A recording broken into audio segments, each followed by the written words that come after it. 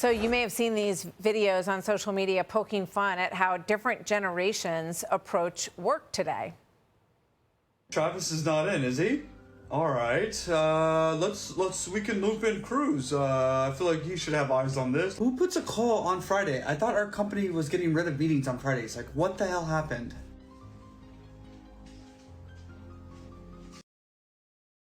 All right. That and Gen Z demand for work-life balance have colleges trying to scramble to figure out how to prepare young students for actual work life. One professor who teaches internship planning tells the Washington Post with Gen Zers having missed out on social learning because of COVID and have been given a lot of grace around turning in work late. When somebody comes in and says you have to get things done by deadline, they feel angry. That makes them angry. Okay, Mike Rowe joins us now. He is, of course, the founder and CEO of the Mike Rowe Works Foundation. You can catch his show, People You Should Know, on YouTube. Mike, great to see you. I mean, I work with a lot of people in these generations who understand deadlines because they're really important in the news business. But is this a larger problem that you see out there, and how do we fix it? Yeah. It's a problem. Yeah. And, look, deadline is just another word for consequence.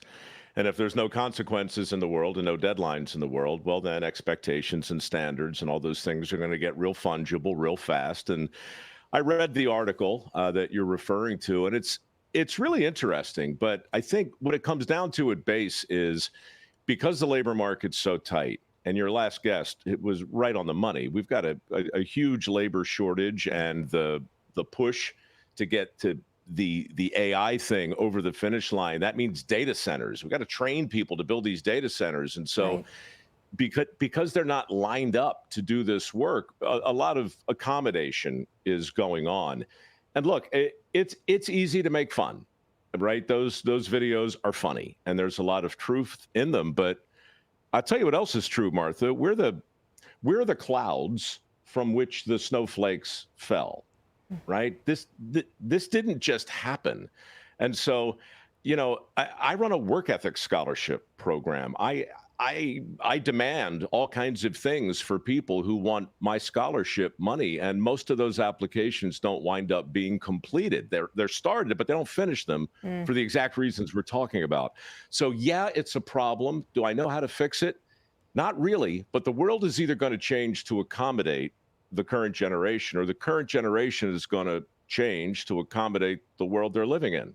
Be interesting to see how it turns out. Yeah, here's a quote from Fortune magazine. Many young people today would rather protect their well-being than compete their way up the corporate ladder. Many Gen Zers are eyeing easygoing jobs that don't require overtime, antisocial working hours, or substantial responsibilities like managing a large team. So, like building all of these things into your life is great. I don't understand how they're making money. Like how I had to pay my rent. I had to work a job, and then I had to waitress in order to pay my rent in New York City when I was in my 20s. And I wanted to succeed. Like I wanted to make more money than just enough to pay my rent.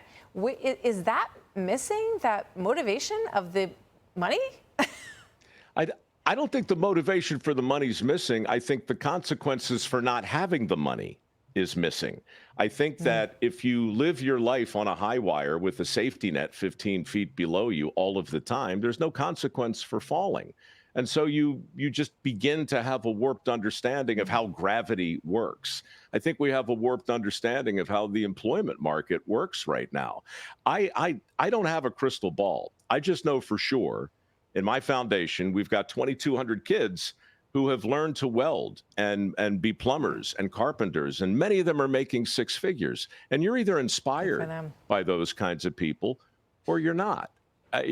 What can you do? You lead the horse to water. That show, People You Should Know right now, is a celebration of work. That guy, Danny Combs, runs an organization to help autistic people learn a skill that's in demand. Martha, they're lined up down the street. So there's enthusiasm for the work. It's just not in the places you're looking. Yeah, no, I think it's very inspiring, your program. And one thing that does make me feel good is that you do see more and more young people who want a trade and they want to be good at it. And they're learning how to do things with their hands that can really provide a really solid living for them and their families. So kudos to you for your foundation and for instilling that kind of option, and what a great option it can be for so many people. Mike, thank you. Great to see you as always. You're welcome, Martha. Hey, Sean Hannity here. Hey, click here to subscribe to Fox News YouTube page and catch our hottest interviews and most compelling analysis. You will not get it anywhere else.